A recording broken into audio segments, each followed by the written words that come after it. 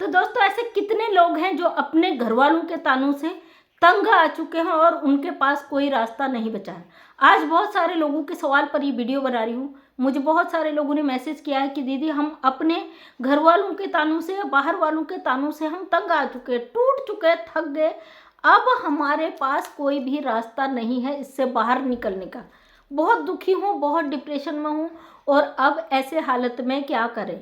ये सवाल है कुछ बच्चों के, कुछ बड़ों के, यानी कि किशोरावस्था से ऊपर के और कुछ किशोरावस्था से नीचे के और कुछ महिलाओं के।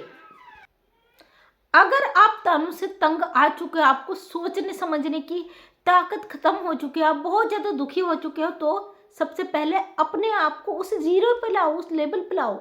कुछ मत सोचो दुनिया तुमसे क्या कह रही है, घर वाले तुमसे क्या कह रहे हैं, पड़ोसी तुमसे क्या कह रहे हैं, समाज तुमसे क्या कह रहे हैं। बिंदास तरीके से ओढ़ो रजाई और सो जाओ। बिल्कुल अपने माइंड को ब्लर कर दो, ब्लैंक कर दो। बिल्कुल कुछ नहीं है, अंधेरा है चारों तरफ, मैं फ्री हूँ और फिर उस माइंड में मैं कुछ भी लिख सकता हूँ, कुछ भी पढ़ सकता हूँ। साफ एक सफ़ेद कागज़ की तरह उसे छोड़ दो और कुछ भी उस पर आपको दिखाई ना दे। बहुत आसान होता है ये सब कहना, लेकिन इस पर फोकस करना, इसको करना बहुत उतना उससे भी ज़्यादा मुश्किल होता है। कई लोगों के क्वेश्चन के बाद बहुत सारे बच्चों के मुझ पर सवाल आए कि मुझे घर वालों के तानों से हम दुखिया हो चुके हैं। कुछ तो ऐसे बच्चे हैं जो मतलब बड़े तो हैं लेकिन आज भी वो मोबाइल फ़ोन की दुनिया से बाहर नहीं है। उनको रोज़ ताने दिए जाते हैं और उनको फ़र्क नहीं पड़ता। उनको तब याद आती जब पेट में भूख लगती है, आते हैं, खाते हैं, फिर वही दुनिया उनकी स्टार्ट हो जाती है। तो आप लोगों के लिए सबसे पहले दुनिया को मारो लात। भाड़ में जाए दुनियादारी, भाड़ में जाए समाज, भाड़ में जाए वो जो आपको ताने मार रहा है, क्योंकि सबसे पहले आपकी अपनी लाइफ है। आपको लगता है जो आपके घर वाले ताने दे रहे हैं, तो वो क्यों दे रहे हैं, आपको ये चीज़ आपके माइंड में घर कर जाती है। आप धीरे धीरे धीरे धीरे डिप्रेशन की तरफ चले जाते हो। उनकी बातें आपको इतनी चुभने लगती है कि आप उसी चीज़ को सोच सोच के वो इतनी बड़ी बन जाती है कि कभी कभी आपकी ज़िंदगी के लिए बहुत बुरा कारण बन जाती है। यहाँ पे कहना नहीं चाहूँगी क्योंकि ऐसी समस्याएं बहुत सारे लोगों की आई है। मतलब लोगों की बातों को आपको इतना असर पड़ता है, सब साफ शब्दों में जो चीज़ें होती कि मतलब बातों का आपको इतना असर पड़ता है कि उन बातों को आप पहले घर से ताने मिलते हैं, फिर वही चीज़ें आप फोकस कर कर कर कर उसकी इतनी तवज्जो उन बातों को देते हो, वही बातें फिर पड़ोसियों से शुरू होती, वो समाज तक जाती, पूरी दुनिया तक।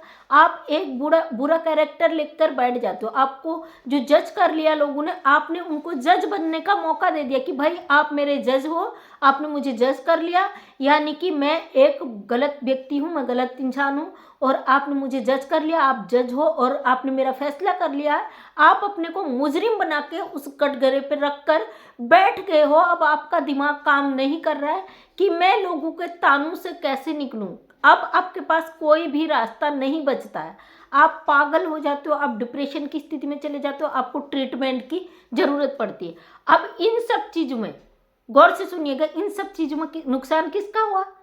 वो जो आपको ताने दे रहे थे घर वाले, या आपका, या आपके वो पड़ोसी, या आपके वो रिश्तेदार, आपके वो जो दुनिया आपको गलत बना चुकी है, जिसको आपने जज बना के पूरी अपने हाथ की बागडोर उसके हाथों में दे दिया है, वो गलत है, आप गलत है। आप अपना कमेंट कीजिएगा, मैं अपना जवाब देती हूँ। मेरी नज़र में आप गलत हो क्योंकि आपने अपनी बागडोर किसी और के हाथों में सौंप दी है कि भाई तुम जज हो, तुमने डिसाइड कर लिया और मैंने मान लिया है। ये दो चीज़ों का ही अंतर है, इसके बीच और कोई भी फासला नहीं है। दो चीज़ सोचने का कि उन्होंने आपको जज कर लिया है, आपने उनका फैसला मान लिया, एक्सेप्ट कर लिया। अगर आपको इन चीज़ों का असर नहीं पड़ता तो आप कहिए भाड़ में जाइए, आप मुझे क्या करना है, आप मेरी ज़िंदगी के हकदार थोड़ी ना हो। कल के दिन मेरा फ्यूचर कैसे होगा, ब्राइट होगा या ब्लैंक होगा, जो भी होगा उसका जिम्मेदार कौन रहूँगा? मैं। क्योंकि भाई दुनिया में चाहे किसी की कितनी चाहते हो ना, मेरी दुनिया में 3 ही चाहते हैं, रोटी, कपड़ा और मकान। उसके अलावा हमारे अच्छे कर्म के अलावा मैंने ज़िंदगी में कुछ नहीं चाहा। हाँ, किसी के लिए गलत नहीं किया, किसी के लिए गलत नहीं सोचा, उसके अलावा मेरी कोई चाहत नहीं है। अगर आपकी चाहतें जितनी बढ़े उतनी ही ज़्यादा आपकी ज़रूरतों के साथ साथ आपके जो टेंशन परेशानियाँ वो भी बढ़ती है। चीज़ महसूस है। इंसान को अपना कर्म खुद करना चाहिए, इस चीज़ को मैं मानती हूँ। उसका जिम्मेदार कौन है? आपको क्यों ताने दिए जाते हैं? क्योंकि आपने मान लिया। आप काम वो करो जो आपको पसंद है।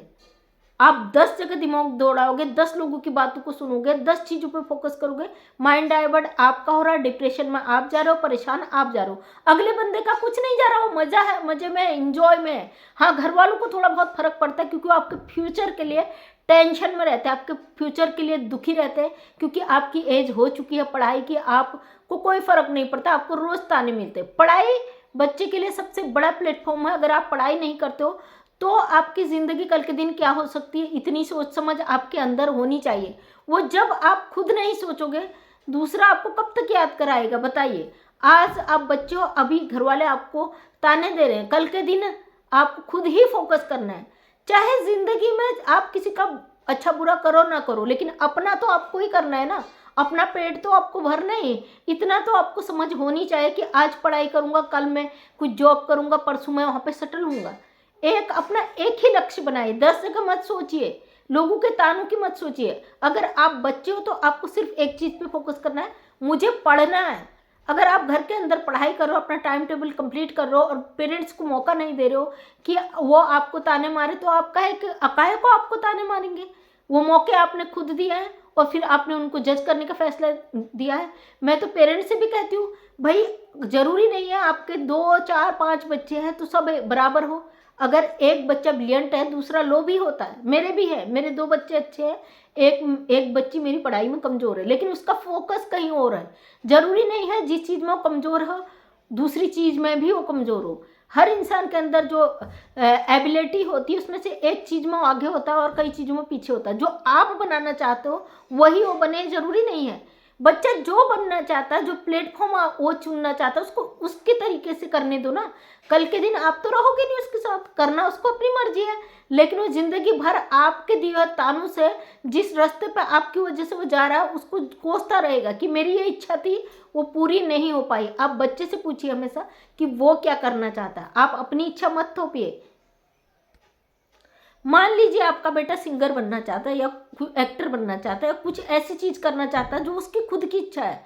आप चाहते हो उसे डॉक्टर इंजीनियर बनाना, आप ज़बरदस्ती थोपे जा रहे हो, नहीं आपको यही करना है, आपको यही करना है, आप दिन रात ताने मार रहे हो। बच्चा वहाँ से उसका दिमाग डाइवर्ट हो जाएगा कि मेरी इच्छाओं को दबा दिया। इसलिए सबसे पहले आपकी जो इच्छा है, बच्चे को जो है उसकी इच्छा के अनुसार जीने देने का अधिकार होना चाहिए। चाहे आप कितने ही बड़े ओहदे पे हो, अगर बच्चा दूसरे प्लेटफॉर्म पे जाना चाहता है उसको उसकी इच्छा पे जाने दीजिए। और दूसरी बात, अगर हम कहीं पे कमज़ोर पड़ रहे हैं, कहीं पे वो हो रहे हैं, हमें दूसरे के तानों का इतना ज़्यादा प्रभाव पड़ गया है कि हम अपनी जो इच्छा है, जो हमें करना है, उसको छोड़कर हम उनकी बातों को दिमाग में लेके बैठ चुके हैं कि हमें ताने दिए जा रहे हैं, हमें परेशान किया जा रहा है, हमें इस तरीके से मानसिक तोड़ा जा रहा है। क्यों भाई, हम इतने कमज़ोर हैं? जब हमारे अंदर कोई इच्छा है कुछ करने की, हमारा अपना कुछ गोल है, फोकस है उस पर, तो हम क्यों दूसरे की बातों को इतना अहमियत देते हैं? हमारी खुद की कमी है ना, तो हम उस दुनिया, उस समाज, उस परिवार को क्यों दोष दें?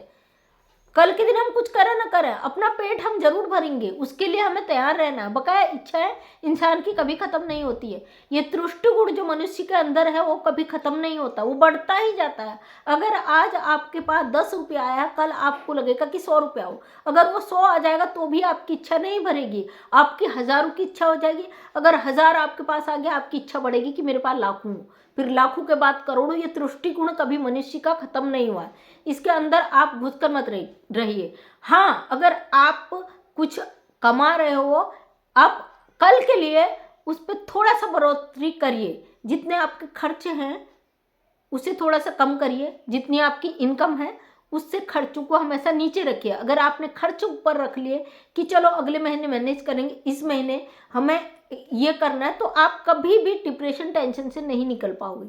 दूसरे के ताने आपको ज़िंदगी भर मिलेंगे। अपने आप को इतना स्ट्रॉन्ग, इतना मजबूत बनाइए कि दूसरा ताना भी मारे तो उसे 10 बार सोचना पड़े, आखिर मैंने उस बंदे को किस बात पर ताना मारा, भाई वो तो ऐसा था ही नहीं, मैं क्यों ताना मार रही हूँ।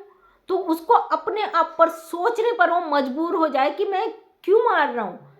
आप अपनी कमियों को, अगर आपको कोई ताना मारता है, उस चीज़ पे फोकस कीजिए कि आखिर उस बंदे ने क्यों कहा। अगर आपके अंदर वो कमजोरी वास्तव में वो गलती है तो उसे एक्सेप्ट करना सीखिए कि वास्तव में उस अगले बंदे ने मुझे कहा है तो मेरी गलती है, उसको नेगेटिव वे में नहीं पॉजिटिव वे में लीजिए और उस पर अपना फोकस कीजिए। अगर आपको लगता है कि आप अपनी जगह करेक्ट हो, आपकी कोई गलती नहीं है, आप सब चीज़ में सक्षम हो, तो उस बंदे की बातों को तजब्बो क्यों देते हैं, क्यों वैल्यू देना है? इसका मतलब आप खुद उसे वैल्यू दे रहे हो, उससे कह रहे हो आओ मेरी ज़िंदगी में इंटरफियर करो, मेरे जज बनो, मुझे टॉर्चर करो और मैं दुखी हो जाऊं, फिर आप खुद अपने आप को परेशान कर लो। जीने का अधिकार सबसे पहले है। हर इंसान का अपनी इच्छाएं होती हैं, उस इच्छाओं के अकॉर्डिंग ज़िंदगी में दुनिया में जो आता चाहे किसी भी रूप में आए, कैसे भी आए, वो अपना कर्म करता है, अपना पूर्ण करता है। इसलिए किसी को किसी की चिंता करने की ज़रूरत नहीं है। मेरे 3 बच्चे, मैं किसी की चिंता नहीं करती हूँ। हाँ, उनको गाइडलाइन देती हूँ, एक अच्छे संस्कारों के लिए तैयार करती हूँ, उनको हर चीज़ के लिए मोटिवेट करती हूँ। बकाया फील्ड उनका है, कल के दिन नहीं करेंगे तो वो जाने भाई, हम तो चले जाएंगे दुनिया से सब कुछ करके, है ना। हमारे कर्म हमारे साथ जाएंगे। दुनिया में एक पति पत्नी का रिश्ता मैंने हमेशा देखा जो मजबूत होता है, एक माँ बच्चे का रिश्ता होता है। उसके अलावा सारे रिश्ते, सारे रिश्तेदार सब समय पर आपको ज्ञान देने आ जाएंगे, लेकिन जब आपकी बुरी स्थिति आएगी, आपके बुरे दिनों में, वो ऐसे गायब हो जाएंगे जैसे बरसाती मेंढक हो जाते हैं। ये चीज़ ट्राई करके रखिए, अपने परिवार में एक ऐसा बैलेंस बना के रखिए कि बच्चों के और आपके बीच कोई डिफरेंट ना हो सके, बच्चा अपनी बात आपसे शेयर कर सके, अपने दुख सुख को आपसे शेयर कर सके, उसके सुख दुख में आप उसको सपोर्ट कर सको। और बकाया किसी को लगे कि मेरी वीडियो में कोई कमी है तो कमेंट करके मुझे जागृत जरूर करना, ताकि मैं आप लोगों की उन कमियों को दूर करने की कोशिश करूं। और उम्मीद करती वीडियो पसंद आए। आज कई लोगों के रिक्वेस्ट पे मेरा वीडियो था। अगर वीडियो पसंद आए तो लाइक शेयर कमेंट जरूर करें। नेक्स्ट टाइम मेरा वीडियो देखना चाहते तो चैनल को सब्सक्राइब करें। मैं मंजू विश्वकर्मा हल्द्वानी उत्तराखंड से एक समाज सेविका हूँ। अपने वीडियो के माध्यम से हमेशा सच को सामने लाने की कोशिश करती हूँ। उम्मीद करती हूँ वीडियो पसंद आया होगा। तो थैंक यू सो मच, सभी का दिल से धन्यवाद।